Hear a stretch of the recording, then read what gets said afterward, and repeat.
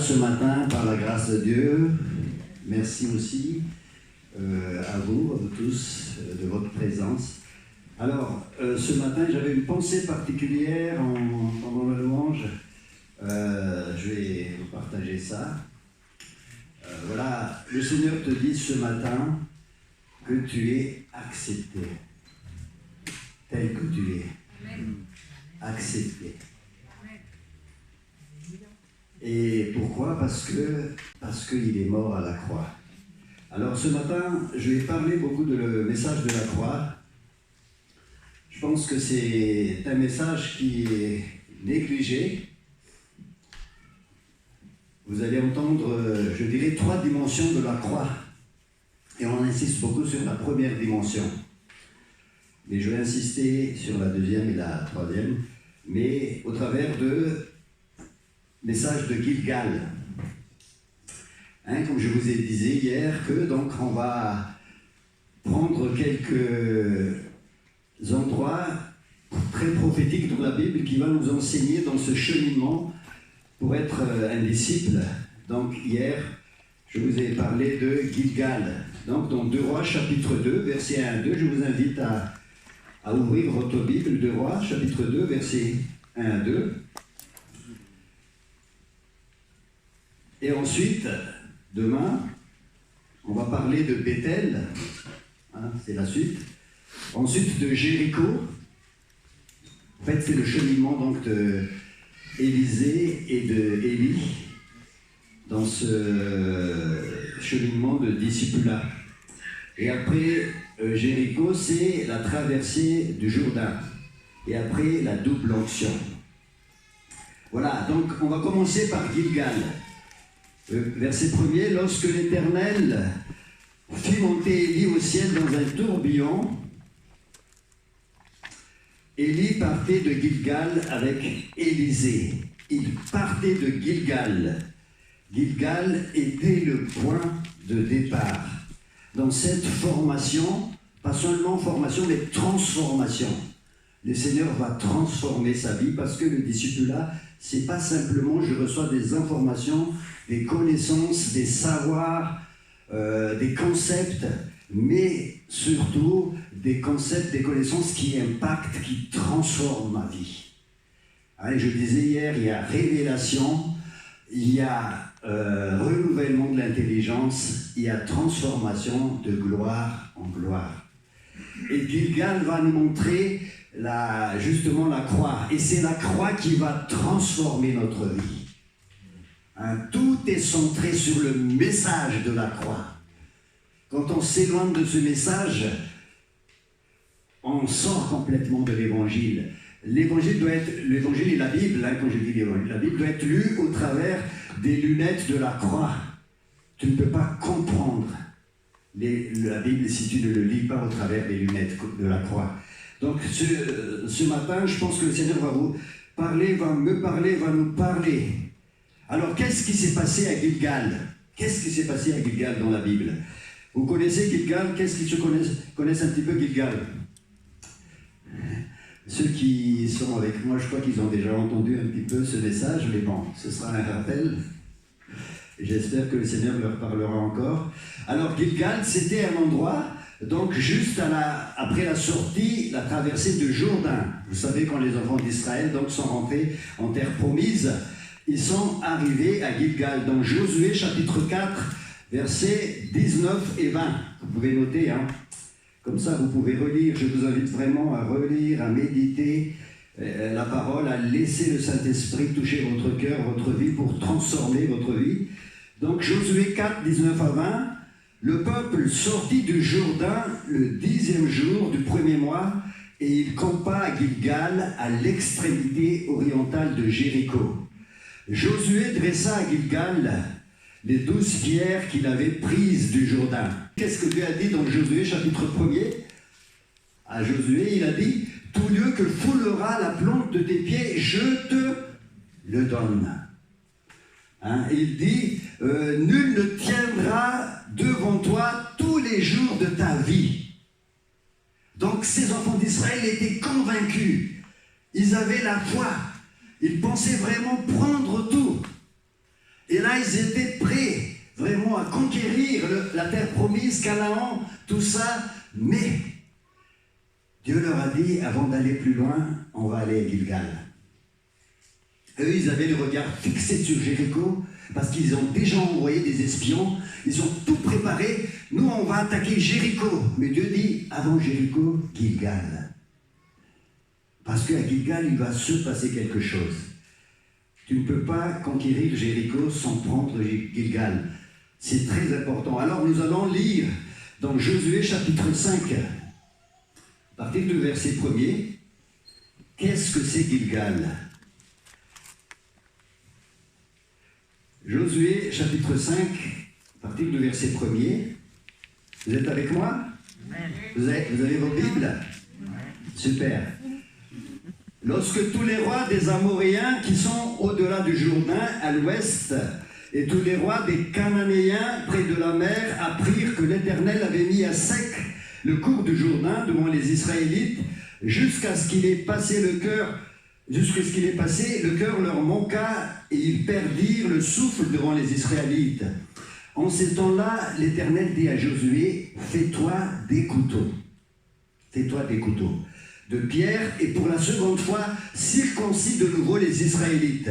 Josué se fit des couteaux de pierre et circoncis les Israélites près de la colline des Aralotes. Voici la raison pour laquelle Josué les circoncis. Tout le peuple qui était sorti d'Égypte, les mâles, tous les hommes de la guerre, étaient morts dans le désert pendant la route après leur sortie d'Égypte. Et tout le peuple qui était sorti d'Égypte avait été circoncis. Mais de tout le peuple né dans le désert pendant la route après la sortie d'Égypte, on n'avait circoncis personne. En effet, les Israélites avaient marché 40 ans dans le désert jusqu'à la disparition du contingent des hommes de guerre sortis d'Égypte qui n'avaient pas écouté la voix de l'Éternel. L'Éternel leur a juré de ne pas leur faire voir le pays que l'Éternel avait juré à leur père de nous donner, pays découant le lait et le miel. Ce sont leurs fils qu'il établit à leur place.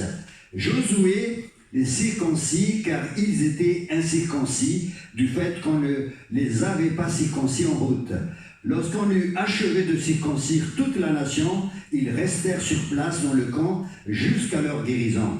L'Éternel dit à Josué, « Aujourd'hui, j'ai roulé loin de vous la honte de l'Égypte. Aussi a-t-on appelé ce lieu du nom de Gilgal jusqu'à aujourd'hui. » Les Israélites campèrent à Gilgal et ils célébrèrent la Pâque, la 14e jour du mois au soir, dans les plaines de Jéricho. Ils mangèrent les productions du pays, des pains sans levain et du grain rôti le lendemain de la Pâque, en ce jour même. Voilà, c'est un peu long, mais c'est bien de le lire en entier. Voilà, la première chose que je vais vous parler, c'est l'opprobre, la honte qui va être enlevée. La honte de l'Égypte qui pesait sur ces enfants d'Israël. Ils traînaient avec eux cette honte. La deuxième chose, la circoncision. Dieu a un couteau. Ça va faire mal des fois.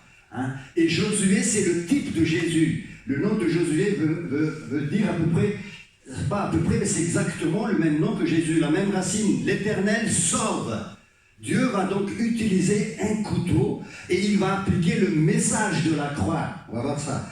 Et troisièmement, la nécessité de revenir régulièrement à Gilgal.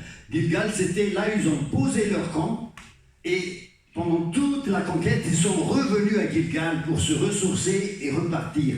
Et Gilgal, c'est la circoncision et aussi ce message de la croix. Donc, alors, voilà, je crois que je vous ai dit tous les points. Voilà, je vous ai dit tout à l'heure qu'on ne prêche pas souvent le message de la croix. Hein, on prêche beaucoup de messages de prospérité. Hein, si tu suis Jésus, tu auras ceci, tu auras cela. Mais Dieu veut d'abord transformer notre vie par le message de la croix. Et la première chose qu'il veut faire, en tout cas ici, c'est enlever la honte. Hein. Donc il dit dans 5.9, « Aujourd'hui, j'ai roulé loin de vous l'opprobre honte de l'Égypte, et ce lieu fut appelé du nom de Gilgal jusqu'à ce jour. » Enlever l'opprobre, la honte. Dieu veut rouler tout ça. C'était quoi la honte de l'Égypte en fait? C'était quoi? C'était l'esclavage. Et ça, on peut retrouver dans un passage dans Deutéronome, chapitre 3, verset 7-10. Vous pouvez noter. Deutéronome, chapitre 3, verset 7-10. L'Éternel dit, « J'ai bien vu la misère de l'esclavage, les souffrances de mon peuple qui est en Égypte. J'ai entendu son cri à cause de ses oppresseurs, car je connais ses douleurs. » Dieu connaît tes douleurs. Il connaît tes souffrances. La misère de mon peuple, il connaît ta misère. Il connaît ta souffrance, les cris et les douleurs. Et ce matin, l'Éternel te dit ça aussi. Tu étais dans l'esclavage du péché. Le péché a détruit ta personnalité, ton identité. Tu es brisé, tu es détruit, détruite. Mais Dieu te dit, je connais ta souffrance. Je connais d'où tu viens, je sais qui tu es. Ces Israélites, donc, qui ont été obligés d'accomplir le travail des Égyptiens, créer des briques comme des animaux, ils ont travaillé sans arrêt, des esclaves, quoi. Donc, premièrement, qu'est-ce qui s'est passé? C'est leur identité. Ils étaient considérés comme des objets. C'était plus des sujets, hein, des sujets de droit, des gens, mais c'est des objets qu'on fait travailler. Et donc, ils étaient humiliés, c'était le déshonneur, la honte, le mépris, les accusations, les calomnies, et après, ils ne savaient plus qui ils étaient. C'est la perte complète de leur identité. Hein? Ils étaient dans la confusion concernant leur identité. Et à partir de là, ils ont commencé à murmurer dans le désert. Hein? Vous savez la suite, quand ils sont sortis, ils ont murmuré, c'était la plainte, c'était l'apitoiement sur soi, c'était des critiques. Hein, les conséquences du péché, de l'esclavage, du péché sur nos vies, c'est des murmures, c'est des plaintes, c'est de la pitié sur soi, de soi, c'est se morfondre, voilà. Et tout ça crée une espèce de honte, d'opprobre que Dieu veut enlever. Ils étaient insultés, ils étaient rabaissés, méprisés, accusés. Voilà, ils ont subi des violences morales, des violences physiques. Et donc, la conséquence, je dirais encore, c'est la confusion dans l'identité, blessure, honte, la peur. Et la peur entraîne quoi? La peur entraîne, on essaie de se protéger, l'esprit de contrôle, hein, la méfiance et la rébellion, le rejet, hein, l'esprit de rejet, on se sent toujours rejeté, on se sent toujours abandonné. Hein, ça vous est arrivé ça? Hein, c'est pour ça que il a répété plusieurs fois tout à l'heure, Pierre, il a dit merci pour ta grâce parce que je suis accepté tel que je suis indigne. Quand on a chanté me voici. Je pense que le Seigneur veut nous dire ça ce matin. Tu es accepté tel que tu es. Tu es accepté, dis à ton voisin. Tu es accepté. Tu es accepté. Ce sont ces choses-là que le diable répète assez souvent, et j'ai encore eu l'occasion, depuis qu'on est là, d'écouter des gens dire ça. Hein, parce que le diable leur dit dans leur esprit, dans leur tête, des paroles d'accusation. Dieu n'accuse jamais. Le Saint-Esprit nous donne une conviction de péché. C'est le diable qui accuse jour et nuit, Apocalypse chapitre 12, verset 11, les frères et sœurs, il accuse. Qui accusera les élus de Dieu? C'est Dieu qui les justifie. Qui les condamnera? Christ est mort. Bien plus, il est ressuscité et il se tient maintenant à la droite de Dieu pour te justifier. Christ nous a rachetés de la malédiction de la loi parce qu'il est devenu malédiction pour nous. Car il est écrit, maudit soit quiconque est pendu au bois. La croix. Amen. Donc, pourquoi le propre de l'Égypte, on l'a pu enlever? Parce que Jésus a pris sur lui le propre. C'est écrit dans Matthieu chapitre 27 et ainsi de suite, qu'il a été insulté, il a été blasphémé, humilié, rejeté, il a subi la trahison, il a subi à notre place le propre. Alors, l'apôtre Paul dans Romains chapitre 8, versets 15 à 17, nous dit ceci, vous pouvez noter, retenez bien, vous n'avez pas reçu un esprit d'esclavage ou de servitude, comme en Égypte, mais maintenant c'est la servitude du péché, pour être encore dans la crainte. Mais vous avez reçu un esprit d'adoption. Amen. Dieu vous a adopté. Vous avez changé de statut. Vous avez reçu un esprit d'adoption. Hein? Et qui crie au-dedans de vous, Abba Père. Je suis accepté, je suis fils et fille de Dieu. Abba Père. Et l'Esprit lui-même, dit la parole, rend témoignage en moi que je suis enfant de Dieu. Il y a une attestation de la parole de Dieu, il y a une attestation intérieure du Saint-Esprit que tu es fils, que tu es fille, tu as été adopté, le propre de l'Égypte a été enlevé, le propre du péché a été enlevé, la crainte, la peur, l'angoisse, l'esprit de rejet, d'abandon, tout ça a été enlevé et l'Esprit atteste, déclare en moi, déclare établi, hein, dans le terme original, établi, tu as été établi comme fils et fille de Dieu. Ça a été posé, tu changes de statut. Amen. Amen. Tu changes de statut. Tu es pécheur ou juste? Question que je te pose aujourd'hui. Pécheur justifié. Hein? Je suis pécheur justifié par la grâce de Dieu. C'est un statut juridique. Hein? C'est attesté par le témoignage intérieur du Saint-Esprit. Pourquoi? Parce que Dieu a enlevé tout ça. grâce à l'opprobre de Jésus. Jésus a subi la honte, Jésus a subi la trahison, le rejet, l'abandon, et toi, tu peux ne plus subir ça. Amen. Alors maintenant, la deuxième chose, la circoncision. J'espère pouvoir terminer à temps. La circoncision. Hein? C'est important, la circoncision. Vous savez que ce peuple, donc, a été circoncis. Voilà. Et on a lu le passage, je ne reviens plus sur ce passage, mais l'apôtre Paul nous donne la clé de compréhension de la circoncision dans le Nouveau Testament. Romains chapitre 2, verset 29. On va ouvrir notre Bible. Romains 2, 29. Mais le juif, c'est celui qui l'est intérieurement, et la circoncision, c'est celle du cœur, accomplie par l'esprit, et non par la loi écrite. La louange que reçoit ce juif ne vient pas des hommes, mais de Dieu. La première chose. Donc, quand tu reçois la nouvelle naissance, ton cœur a été changé, un cœur nouveau. Ézéchiel chapitre 36, verset 26-25. Je vous donne un cœur nouveau, je mettrai en vous un esprit nouveau. C'est une opération avec le couteau de Jésus. Ça fait mal des fois, mais il te met un cœur nouveau, un esprit nouveau. La circoncision, la nouvelle naissance. Mais ça ne s'arrête pas là, parce que c'est du discipulat. Dieu veut te transformer à son image de gloire en gloire. Colossiens chapitre 2, versets 11 et 12.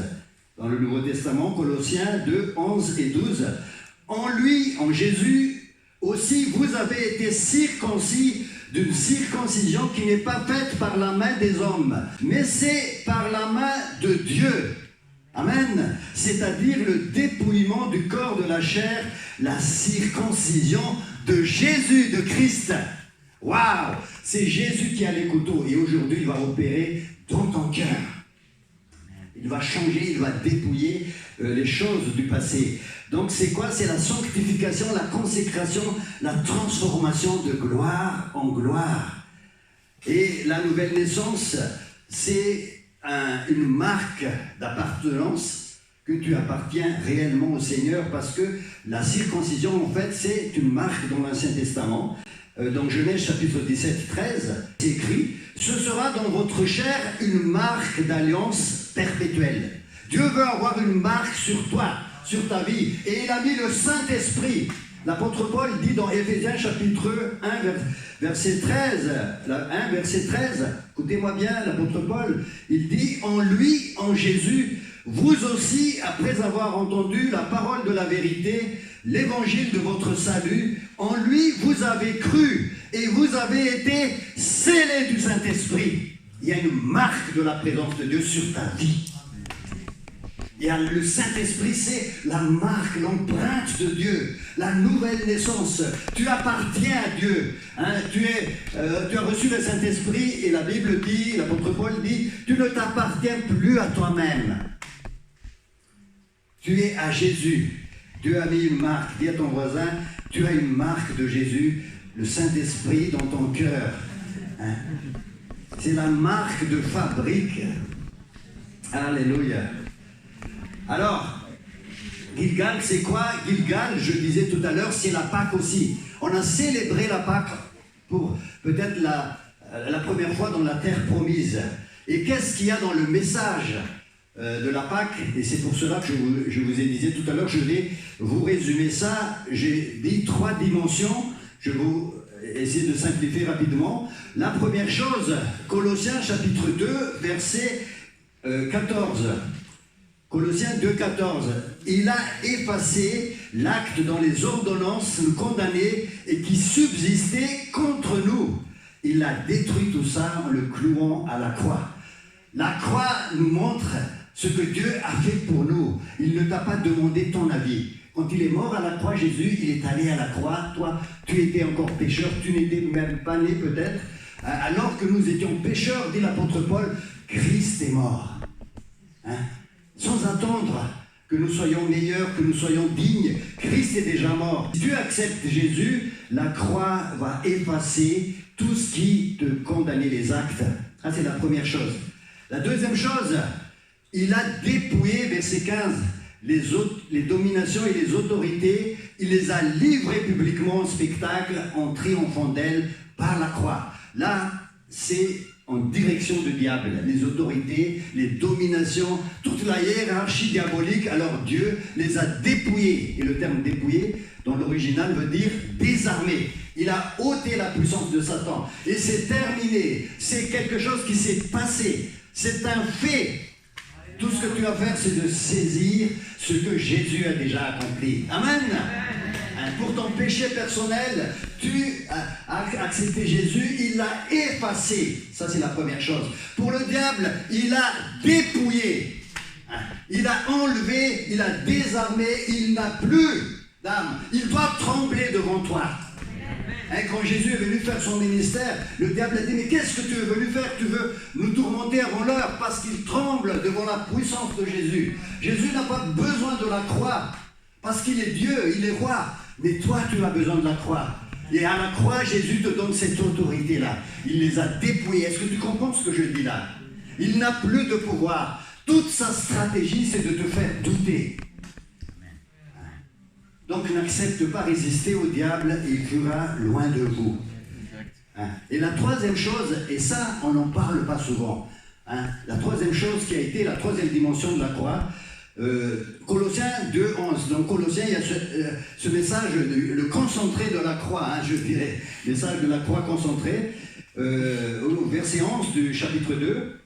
En lui, vous aussi, vous avez été circoncis d'une circoncision qui n'est pas faite par la main des hommes, par la main de Dieu, c'est-à-dire le dépouillement du corps de la chair, c'est-à-dire notre vieille nature.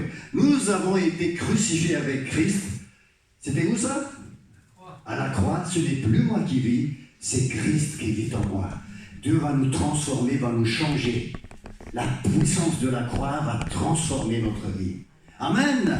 La croix est suffisante. C'est suffisant. La croix, elle est suffisante. C'est pour ça qu'il faut planter la croix au centre de l'évangile. Ne quittez jamais le message de la croix. Parce que c'est par la croix que tu es accepté, tel que tu es. Et même, tu peux t'accepter toi-même au travers de la croix parce que Dieu t'accepte. Tu as du mal à t'accepter.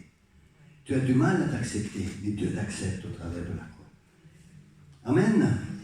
Alors, je vais essayer d'aller un peu plus vite. Voilà, la troisième chose que j'ai dit tout à l'heure, c'est que nous devons revenir à Gilgal tout le temps. Ce message que je suis en train de dire, ce n'est pas terminé une bonne fois pour toutes. Quand nous acceptons le Seigneur, nous avons besoin de revenir tout le temps au pied de la croix et d'être de nouveau touché par le message de la croix et qui va encore changer une deuxième fois, une troisième fois, une quatrième fois notre vie. Et même après 40 ans de conversion, Dieu va te ramener à la croix pour te dire c'est par grâce que tu es sauvé par le moyen de la foi. Cela ne vient pas de toi, même si tu es un super sanctifié, c'est toujours par grâce que tu es sauvé. Et c'est toujours le message de la croix qui te fait entrer au ciel. Donc tu as besoin de revenir autant de fois que tu vis.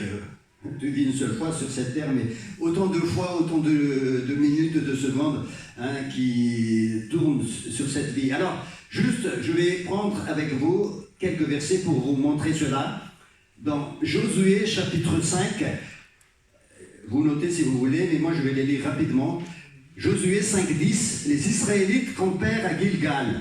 Josué 9:6, ils allèrent auprès de Josué au camp de Gilgal. Josué 10:6, les gens de Gabaon envoyèrent dire à Josué au camp de Gilgal. Josué 19, Josué arriva subitement sur eux après avoir marché toute la nuit depuis Gilgal. Josué 10:15, et Josué et tout Israël avec lui retourna au camp de Gilgal. Et Josué et tout Israël avec lui retourna au camp de Gilgal. Josué 10:43. Donc vous voyez, ils étaient en train de faire la conquête et ils retournaient au camp de Gilgal tout le temps parce qu'ils avaient besoin prophétiquement de vivre cette eau propre enlevée de leur vie. Il faut que tu t'acceptes de plus en plus, que tu es aimé et que tu sois guéri de toutes ces blessures. Premièrement. Deuxièmement, il faut que tu vives le message de la croix avec les trois dimensions que j'ai dites tout à l'heure. Et troisièmement, il faut que tu reviennes à Gilgal tout le temps. Voilà, et vous savez que, pour ceux qui lisent la Bible, qui ont déjà lu ce passage, que juste après Jéricho, ils sont tombés dans ce qu'on appelle le péché d'Acan, et entre Jéricho et Haï, c'est Haï, ils ne sont pas retournés à Gilgal. Est-ce que ça veut dire qu'ils ont négligé de revenir au Seigneur? Voilà, je vais m'arrêter là parce que là, on arrive à 31 et on va peut-être chanter un chant, si tu as préparé un chant, et on va prier pour ça tout à l'heure. À celui qui nous aime, qui nous a délivrés de nos péchés.